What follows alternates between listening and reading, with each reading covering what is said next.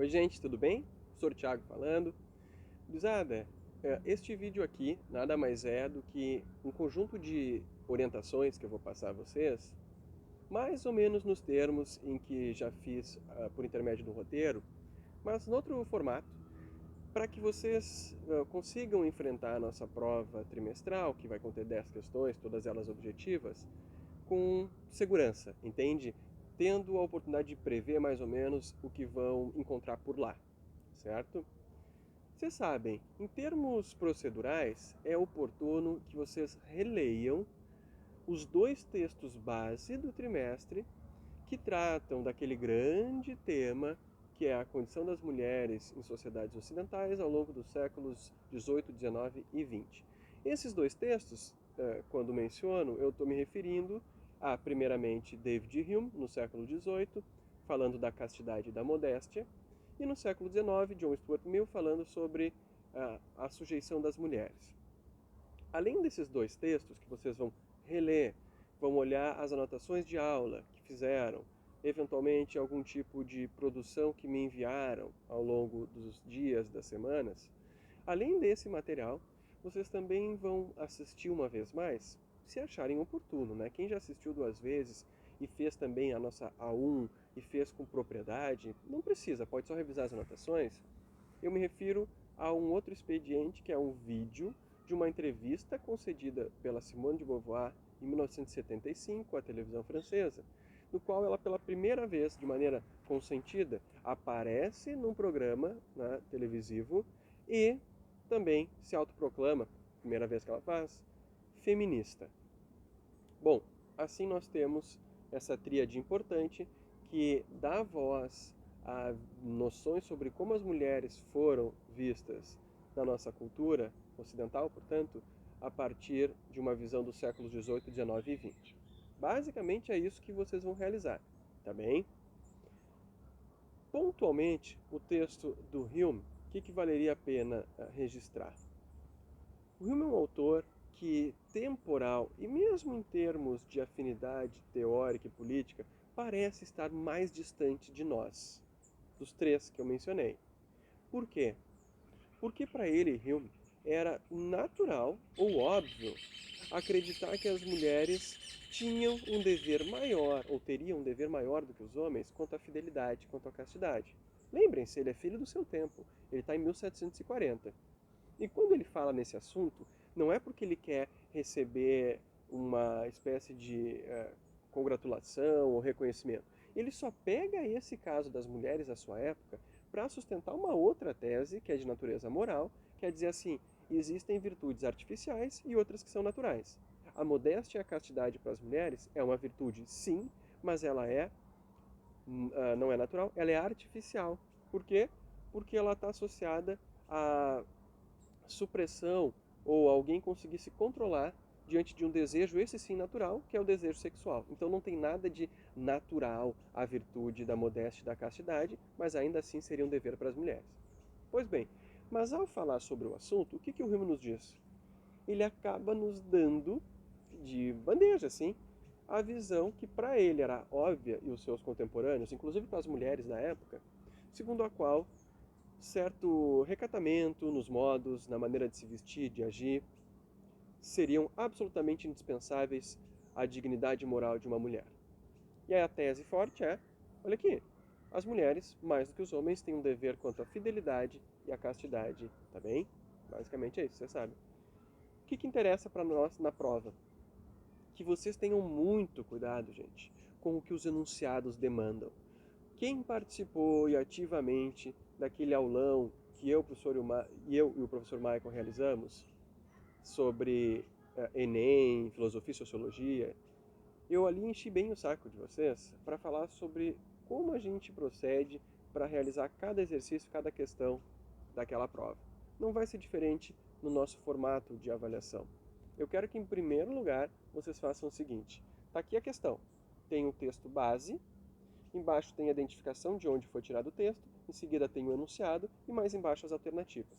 A primeira coisa a se ler, isso tanto para o texto ou para questões que falam de Hume, Simone de Beauvoir, Mill, Hobbes, qualquer um, qualquer matéria, leiam primeiro a referência de onde foi tirado o texto. Isso já ajuda a ler o enunciado com algum direcionamento. Então tá ali, li, David Hume, um Tratado da Natureza Humana, da Castidade e da Modéstia. É isso. Em seguida, de acordo com a concepção de Hume, as mulheres blá blá blá blá blá blá blá blá. Dependendo, gente, eu nem preciso ler o texto base. Por quê? Porque eu sei bastante do assunto e li mais de uma vez o texto e fiz anotações sobre ele. Talvez não seja suficiente, e aí eu vou fazer a leitura do texto base e buscar nas alternativas aquela que está de acordo com o enunciado.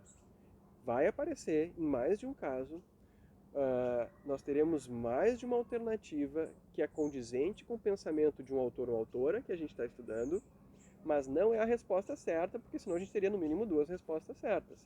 Quem vai determinar a correção da alternativa é o comando que está ali posto no enunciado. Tranquilo, gente? Essa dica é bem importante. Então vai lá, sobre Hume. Qual é o argumento dele, cuja conclusão diz que as mulheres teriam um dever maior do que os homens quanto à fidelidade? Ele parte da biologia ou mesmo de uma noção psicológica sobre a necessidade de crer que o filho é seu para cuidar dele, de que a sociedade só é possível se as pessoas educarem os seus filhos e assim por diante. Ele vai falar também sobre alguns expedientes para conseguir que as mulheres sejam castas e modestas, por exemplo, punindo-as com a má fama, também em reputação, talvez algumas punições públicas, açoites, mas isso ele vai descartar, até que ele chega à resolução, e aí vocês lembram qual é, e faz muito sentido, que é desde os primeiros anos, por intermédio de um condicionamento, fazer com que as menininhas, sintam repulsa por modos que não seriam modos condizentes com a condição de mulher, ou com a natureza feminina do belo sexo para quem está no século XVIII. Condicionamento social. Desde o início eu digo, isso é feio, não se faz assim, está próximo de uma encarnação do demônio se proceder dessa maneira. Tranquilo? O segundo texto, que é um recorte que eu fiz da obra de maior fôlego ali do Mill, intitulada A Sujeição das Mulheres, uma obra do século XIX, o que vai nos interessar, sobretudo, gente, é o caráter nada panfletário do Mill e realmente preocupado em argumentar em favor da ideia de que as mulheres deveriam ser tratadas igualmente, pelo menos em termos jurídicos, né, algo bem fundamental na nossa cultura. Mas ele vai mais longe. O Mill chega a dizer assim, olha aqui, até hoje existem pessoas que falam que a sujeição das mulheres é natural e que ela é melhor para todo mundo, inclusive para as mulheres. Mas isso é uma falácia, por quê? Vocês lembram do texto da nossa 1? Porque a gente não experimentou outros modos de vida. Nós não temos elementos de comparação. Portanto, não me vem com esse argumento.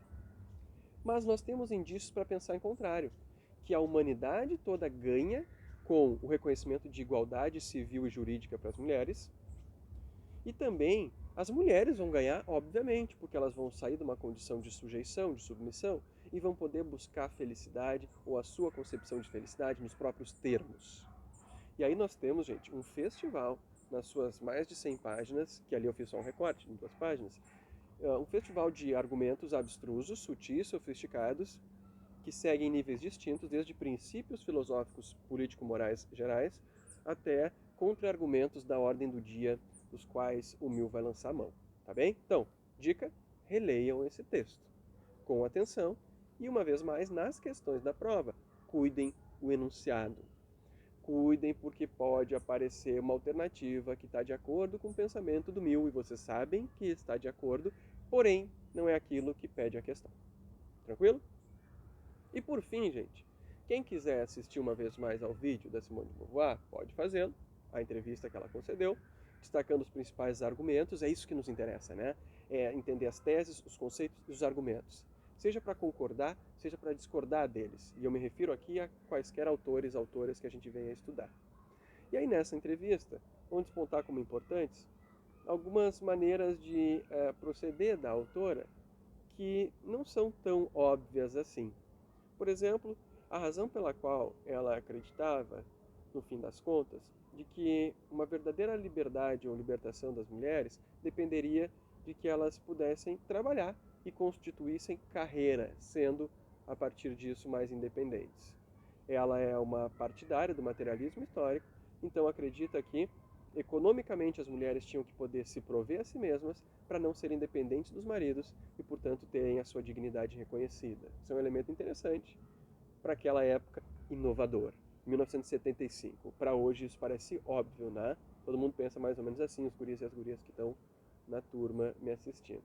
Bom, para além disso, ela também vai fazer uma consideração a respeito do fato de que, embora os comunistas sejam inimigos da opressão, eles não têm se mostrado, desde lá, né, dos idos da década de 40 em diante, mesmo 70, tão preocupados com a agenda feminista, que é uma agenda contrária à opressão, ou pelo menos o que se pensa como opressão.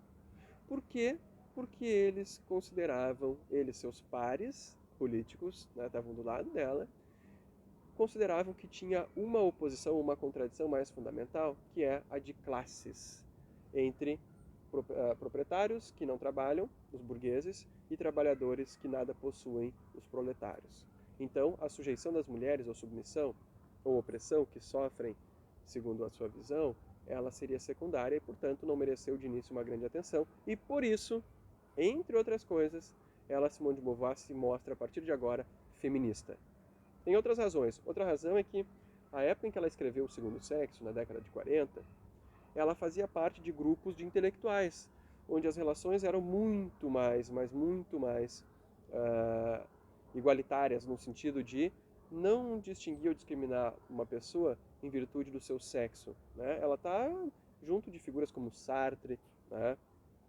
e algumas outras pessoas do mesmo quilate. Então ela não sentiu na pele essa opressão. Ela foi sentir muito mais por intermédio de relatos de terceiros que, a partir da publicação do Segundo Sexo, viram na autora uma interlocutora importante. Muitas mulheres que se sentiam oprimidas, presas em casa, infelizes, algumas, né, sofrendo abuso de diferentes ordens, viam na Simone, então, alguém a quem se reportar para pedir ajuda, pedir auxílio, orientações quaisquer. Tranquilo, gente? Isso, então, constitui a essência da nossa prova, da nossa avaliação. A leitura ou releitura dos textos, a observação com algum cuidado da entrevista ou das anotações que vocês já fizeram sobre a entrevista, e eu tenho certeza que, sem nenhum tipo de pressa na realização das 10 questões, que são 10 questões, as 10 objetivas, vocês, cuidando muito dos enunciados, vão sair bem nessa prova.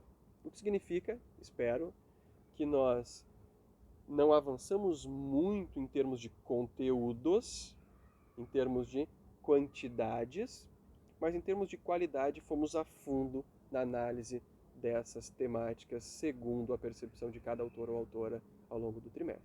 Tá bem, gente? É um vídeo expeditivo, eu não quero me demorar muito e tomara que ajude vocês a ter um pouco mais de segurança. Será que eu estou preparado ou não? Talvez sim, o vídeo me ajudou, eu já estudei bastante essas matérias. Talvez não, eu tenho que revisar, senão eu vou me perder na poeira. Inclusive, algumas pessoas que tiveram dificuldades nas avaliações precisam de mais nota. Tá bem? Tá certo? Grande beijo para vocês, se cuidem e mantenham aquela serenidade que vocês já desenvolveram anos e anos de farroupos, que são as provas, tem que respirar a fundo. Se eu for com muita energia já no começo, eu vou me estressar demais, isso não é legal. Então um pouco de calma, tá bem? Vai dar tudo certo. Se cuidem, saúde para vocês, até logo. Boas provas, boa semana. Um abraço. Tchau, tchau.